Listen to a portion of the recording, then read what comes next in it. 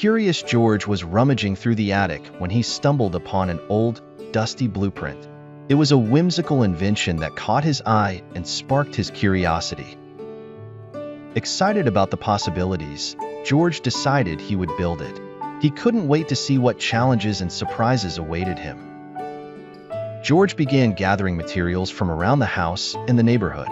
He collected various items, like springs, old bicycle parts, and wooden planks. Using his creativity, he imagined how each piece might fit into his grand invention. Next came the design process.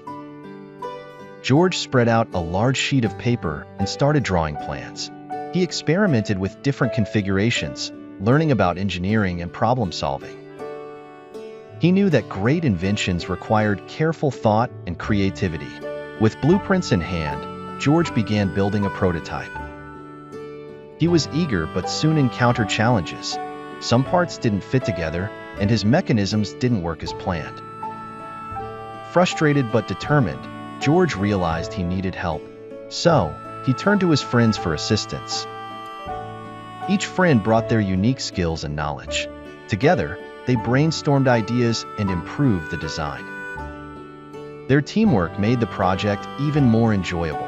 The prototype was ready for testing, but it didn't work perfectly.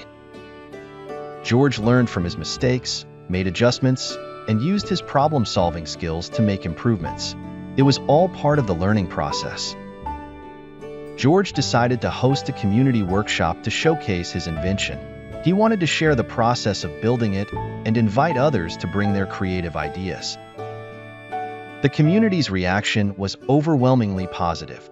They were impressed by George's creativity and determination.